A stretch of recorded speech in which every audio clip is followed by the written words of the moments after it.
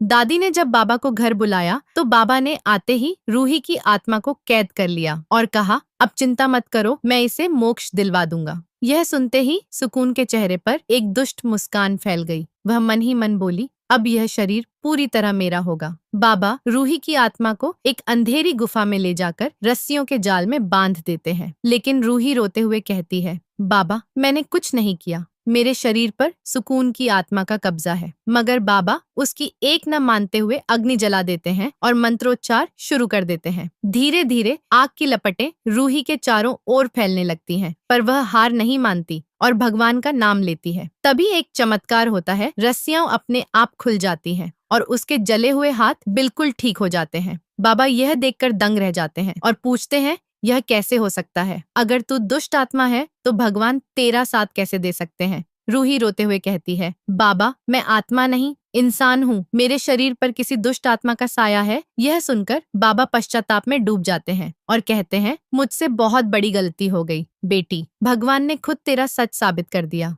फिर बाबा उसे एक 12 मुखी रुद्राक्ष देते हैं और कहते हैं, जब यह रुद्राक्ष तेरे शरीर को छुएगा तब वह आत्मा तुझसे अलग हो जाएगी, लेकिन ध्यान रखना, अगर यह रुद्राक्ष कभी अलग हुआ तो वह आत्मा लौट आएगी। रूही बाबा का आशीर्वाद लेकर घर लौटती है। उधर सुकून अपने कमरे में खुशी से झूम रही होती है। सोचती है, अब नाहर सिर्फ मेरा होगा, कोई मुझे नहीं रोक सकता। लेकिन तभी मंदिर की घंटियां तेजी से बजने लगती हैं और वह आवाज सीधे सुकून के दिल तक पहुंचती है। वह बाहर आती है और देखती है सामने रूही खड़ी है। उसके हाथ में वही रुद्राक्ष देखकर सुकून के चेहरे का रंग उड़ जाता है। वह डर से कांपती है और सोचती है, अगर उसने यह रुद्राक्ष शरीर पर पहन लिया तो मैं हमेशा के लिए खत्म हो जाऊंगी। सुकून तुरंत चाल चलती है और नाहर को अपने पास बुला लेती है। जब रूही कमरे में आती है तो सुकून उसके कान में फुसफुसाती है, अगर तुमने यह रुद्राक्ष पहना तो मैं नाहर को हमेशा के लिए मिटा दूंगी। यह सुनकर रूही घबरा जाती है, पर फिर भी कहती है, सुकून मैं तुम्हारा बुरा नहीं चाहती, तुम्हारे साथ जो हुआ वह गलत था, लेकिन तुम ऐसा करके अपने आप को और पाप में धकेल रही हो। मैं बस तुम्हें मोक्ष दिलाना चाहती हूँ। तभी नाहर वहाँ आता है और रूही को किसी से बातें करते देखकर हैरान होता है। इस मौके का फायदा उठाते हुए रूही तुरंत रुद्राक्ष अपने शरीर को पहना लेती है। पल भर में सुकून की आत्मा चीखने लगती है, तड़पती है और शरीर से निकलकर हवा में विलीन हो जाती है। उसकी आंखों से आग की लपटें निकलती हैं